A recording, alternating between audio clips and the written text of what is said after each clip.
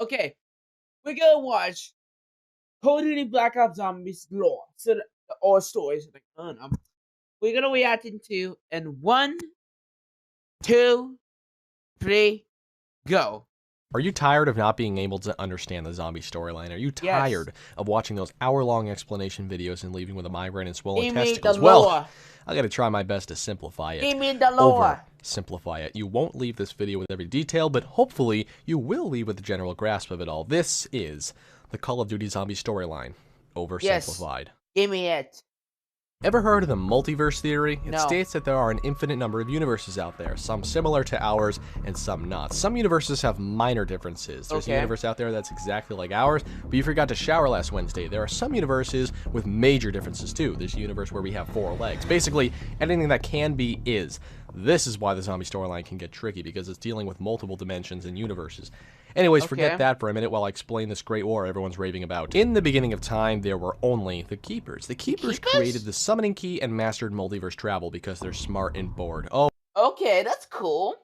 So they have like the elements. Nice. Oh, and also created Agartha. Holy shit, I have so many questions already. What's Agartha? It's a perfect dimension. What's Ether? It's the fabric of our universe. Oh, okay. Hold on, what it says. What's Agartha? Agartha. It's a perfect dimension.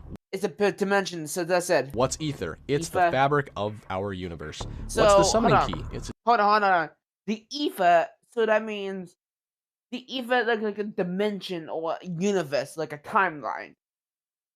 Tool used to manipulate Ether. It basically can't not do anything. While vacationing, some Keepers stumbled upon the Dark Ether containing Element 115. These Keepers were corrupted by the Dark Ether and created a pyramid. The Keepers were now divided into 2 factions.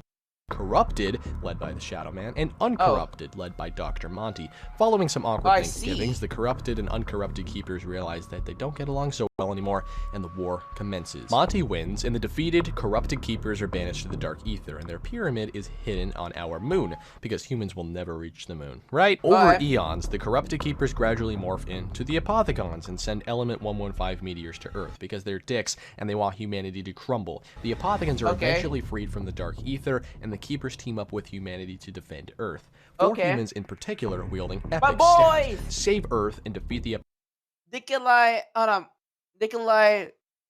Refthoffen, and all the characters that I know. The boys that the boys. Again. These 4 are known as Primus. Unfortunately, nobody documents the Great War, and all is forgotten. Oh, okay. Makes sense, right? Well, this is where it gets confusing. This is where we split into 2 different stories. There's this dimension where history is undocumented, and there's another where a dude named Pablo does document the Great War. We'll call the undocumented dimension the original dimension, and the documented dimension the new dimension. So this is the old dimension, that means in the new dimension. So makes sense, I guess. For now, we'll talk about the original dimension, the one in which the Great War had been forgotten. Element 115 is finally unearthed in the late 1800s in the American West, formerly known as Buried. A resident of the town created one of 3 pieces to the Agarthan device. What's the Agarthan device? It shapes our reality. What else would it do? The Agarthan device requires 3 pieces. The Vril device, blood of a dead elder god, I don't know, and an elemental shard. Keep tabs on these 3 items. It's important to piece this Agarthan device together for the end. So far, we've got the Vril device and Buried. Fast forward to World War II. Element 115 is unearthed by a group of German scientists called Group 935. They want to use Element 115 to create wonder weapons and super soldiers for the war. The Germans aren't the only ones who've discovered the element, however. The Japanese find some and create a similar group known as Division 9 and create the Rising Sun facility upon the Element 115 meteor, formerly known as Shinonuma. Looks like those pesky Americans found Element 115 in their backyard too. Check out Groom Lake, Nevada. Group 935, led by Dr. Maxis and Dr. Richtofen, begin experimenting with teleportation at the Doris facility. While doing so, they accidentally create the first zombie. Maxis turns his attention away from teleportation towards developing wonder weapons. Unfortunately, Group 935's finances are tight. Fortunately, the Nazis exist and exchange money for wonder weapons. Behind Maxis's back, Richthofen and Dr. Schuster continue their work on teleportation. Richthofen accidentally teleports himself to the moon and discovers the Dark Ether Pyramid. Good job, keepers. We're going to call this pyramid the MPD. Richthofen is electrocuted when he touches it and begins to hear voices in his head from the Dark Ether, telling him to open it up. Richthofen gradually loses his sanity. He tells Schuster of the MPD, and the two begin secretly building Griffin Station on the moon. Group 935 begins to expand and establish facilities in multiple new locations, including a mental institution, formerly known as Verrückt, an abandoned theater, formerly known as Kino der Toten, the Tunguska River in Siberia, and a medieval castle, formerly known as Der Eisendrache. While Schuster and Dr. Groff are exploring the MPD, they discover the MPD requires living souls and begin sacrificing people to charge it. Group 935 obtains the Vril device from Buried and sends it to the Tunguska facility. The MPD is now charged, and Richthofen's plan to erase Maxis and control Ether begins. Richthofen teleports Maxis to the crazy place and Samantha to the moon. She runs into the MPD and becomes corrupted by the Dark Ether, which is a boner, because Richthofen is supposed to do that, not this bitch. Samantha, now in control of the zombies and Ether, sends waves of zombies at Richthofen to stop him and avenge Maxis. Now, it's time for our beloved Ultimus crew to step in. Takio Masaki, Nikolai Belensky, and Tank Dempsey are awoken, having previously been captured as test subjects. The four of them teleport to Shinonuma to obtain Richthofen's diary, then back to Derice. Richthofen accidentally overloads the teleporter and are sent far into the future to Kino der Toten. We're in the 60s now. If you know anything about the 60s, you know that the Soviets and Americans never got along and argued over Group 935 stuff after disbanding. The Soviets experimented with Element 115 in a cosmodrome, formerly known as Ascension, and the Americans experimented with Element 115 in Groom Lake, Camp Edward, and the Pentagon. Turns out the Soviets obtained another piece to the Agarthan device, the blood. Also, Dr. Yuri had gone insane and freed Samantha, allowing her to travel into the future with Ultimus, which is why there are zombies in this time period. After their time at Kino der Toten, Ultimus travels to Ascension. While this occurs, the Pentagon is under attack and the events of 5 occur. After surviving the outbreak, the Americans create Broken Arrow, an Element 115 research group. Richthofen remembers where the Vril device is and travels to the Tunguska facility. He travels too far into the future, all the way to 2011. Oh, by the way, years ago, when shipping the blood to the Tunguska facility, it came to life and attacked the Group 935 members, causing a zombie outbreak.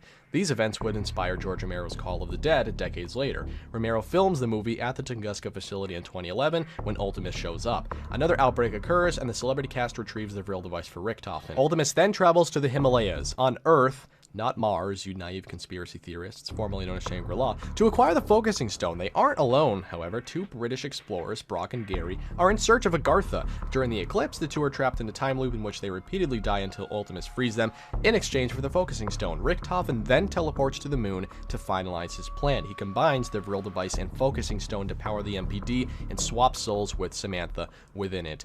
Richthofen wins! Well, not exactly. Maxis is still alive, in electronic form. He somehow learns to merge with a computer. Is nobody else baffled by this? Maxis orders the other 3 to launch missiles at Earth to stop Richthofen from controlling Agartha. Richthofen still has control over the zombies, however. Earth is now in shambles, and we head to Camp Edward, formerly known as Nuketown. Ultimus is on hold. The CIA and CDC fight the outbreak at Nuketown until a missile strikes and kills all but 1.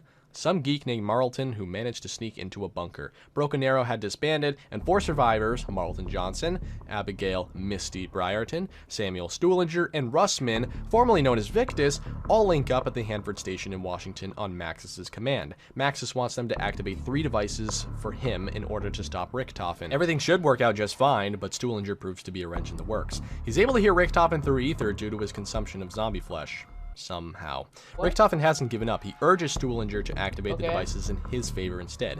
Victus ultimately decides to follow Maxis' plan, however, and ignites the 3 devices in his favor. 1 at the Hanford Station, formerly known as Transit, 1 upon a Chinese skyscraper, formerly known as Die Rise, and 1 in Buried. Turns out Maxis is a sly son of a bitch. He was corrupted by the Dark Ether all this time. He punishes Richthofen by zombifying him and traps Samantha in Agartha. Great!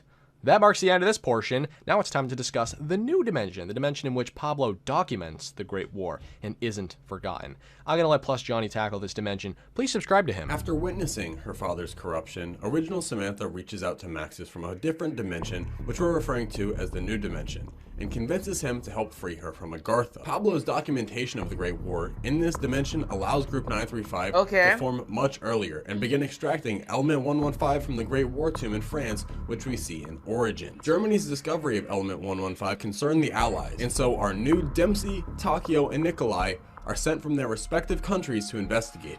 And they're younger because this occurs during World War I, not World War II. The Germans accidentally resurrect dead soldiers from the Great War with Element 115, and an outbreak occurs. Having just saved New Maxis' brain from his soon-to-be zombified body, Richtofen teams up with the other three to form Primus, and they free Samantha from Agartha. Monty erases the original, corrupted Maxis and retains Samantha's soul. Monty then places Maxis' brain in a new body, and has a plan to eliminate the Apothicons, requiring the souls of each Primus character. Now buckle up, because this shit is about to get wild. Richtofen needs 2 artifacts to aid him on his journey: the Summoning Key and the Chronorium. What's the Chronorium? Well, it's a book that knows all. Maxis brings Primus Richtofen to the house, which is in Agartha by the way, and tells him of the plan. Richtofen travels to Alcatraz prison and tells the warden to build a laboratory underneath for later use, then manipulates Victus, in the original dimension, to retrieve the Chronorium for him, obtain their blood samples, and then stores Victus in stasis device for later use. He basically rents them out whenever he wants. Richtofen then reads the Chronorium and learns of several paradoxes that must be set in motion. Mob of the Dead was a thing, by the way, wherein Sal DeLuca,